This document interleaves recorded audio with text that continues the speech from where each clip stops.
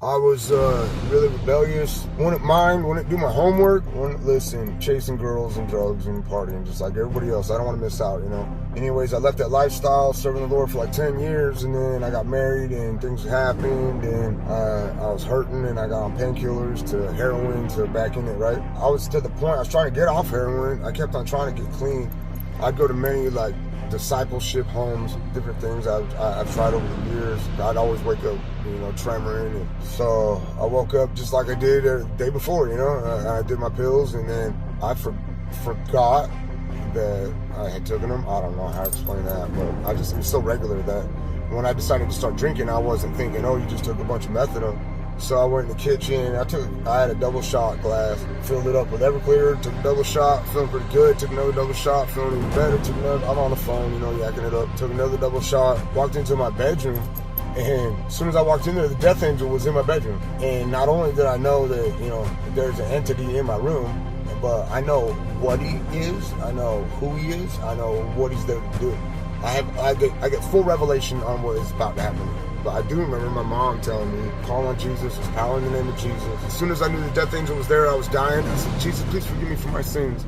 I think like while I'm in that sentence, I'm already flying down a tunnel. In the first section I came to, people screaming out, they're chained to each side of this tunnel. They're about 6 feet apart from each other. They're screaming out to the death angel, let me out, I'm a Christian. They're trying to jerk off their chains so they can somehow get a hold of him or something. Let me out, I'm a Christian. He says, many will come to me on that day, and they'll say, we did this in your name, that in your name. There's even miracles, right? He says, depart from me, you worker of iniquity, I never knew you. That would be like the Christians that, you know, you walk up to a guy, hey, are you a Christian? And his answer is, yeah, but he don't live it. He don't have a prayer life. He has no friendship with Jesus. So I go through that section. I immediately come to this big, I don't know if anybody's from Seattle, but the Kingdom used to be up. So like a big, you know, where a football game would be, but enclosed, right? But then make that 1,000 billion times bigger, and it's a huge room. And there's people single file line, hands on the guy in front of them. It looked like a zombie because their eyes are closed.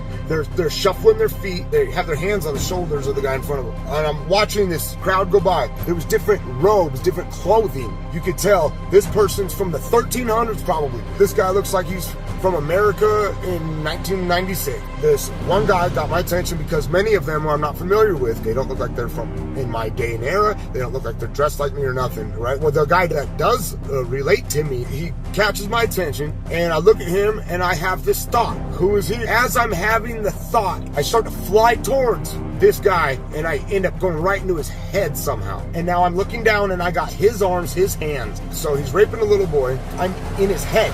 I'm hearing his thoughts and how he feels about it. How he feels about it is he doesn't want to be doing it no more. He doesn't want to be doing this. This is a torment for him, and he's absolutely in torment about it. So am I. I don't want to see this. It's happening over and over, and he cannot stop. So it says in the Bible that they'll be given over to their sin.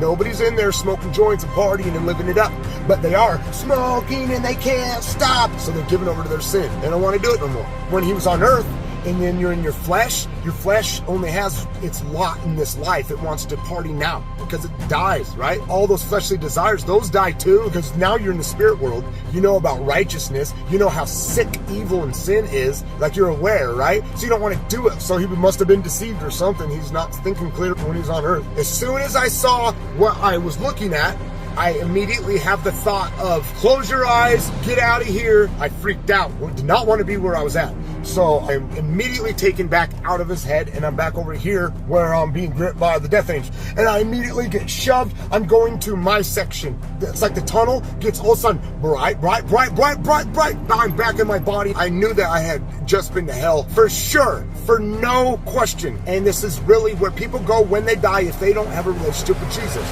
That's a fact. I couldn't talk for 4 days. I was absolutely traumatized, and I had no hope. I thought that this is where I'm going. When I die, I thought, I've seen where I go. I know that I'm a backslidden bad dude. I know what's right, and then I just got this thing in me that's so rebellious, and I like to sin. I can't think. I cannot stand the fact that any moment, my heart's gonna stop, and I'm going straight to hell. I know it. It is the truth, and I saw what I saw. It was not a dream. It was not a vision. When I died, I went to hell, straight up. I didn't have a relationship with Jesus. I knew who he was. I knew who he was. I knew about him, but no, I was not laying down my life and following him, how it says, pick up your cross daily. And I died, I went to hell. But his mercy, he's so loving and merciful. He let me pick up on because I could tell the death angel was there, which tipped me off. So then I prayed and asked for forgiveness, which was enough to where I get to come back.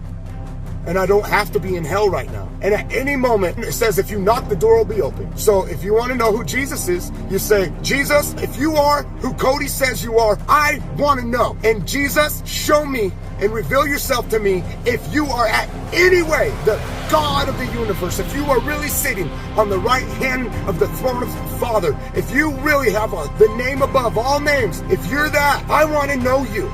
So I pray that you would show me that, at least. And he will show you that. He's not a man that he can lie.